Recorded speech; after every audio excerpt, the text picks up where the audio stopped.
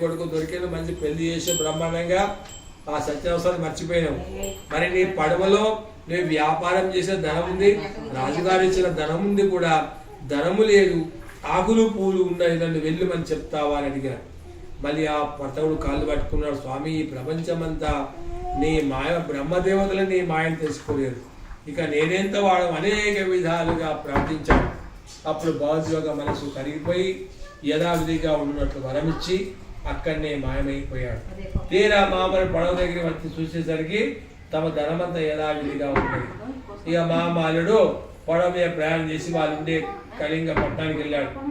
అల్లుడితో చెప్తూ, అల్లుడా ఇదే మనం ఉండే ఊరు వచ్చిందని చెప్పి ఒక దూతను ఇచ్చారా, మా ఇంటికి పోయి చెప్పిరాపో, బంధు సమేతంగా పడవ ఇప్పుడే ఒడ్డుకు చేరింది, ఈ వార్త మా ఇంట్లో నా బిడ్డకు నా భార్యకు చెప్పిరమ్మని ఒక దూతను పంపించాడు. అదే రోజు తల్లి బిడ్డ వ్రతం చేసుకుంటున్నారు, మా ఆయన రావాలా మా నాన్న రావాలని. ఆ దూత వచ్చి తలుపు కొట్టి, అమ్మ మీ భర్త అల్లుడు వచ్చి పడవ ఇప్పుడే ఒడ్డుకు చేరింది అని చెప్పింది. ఆ సంతోషకర వార్త వినగానే పూజ మీద ధ్యాస లేదు. అమ్మ ఇక తల్లి చెప్తుంది, అమ్మ కళావతి నువ్వు పూజ పూర్తిగా చేసుకుంటురా, నేను మీ నాన్నను మీ ఆయన చూడటానికి వెళ్తున్నా అని చెప్పి తల్లి వెళ్ళిపోయింది.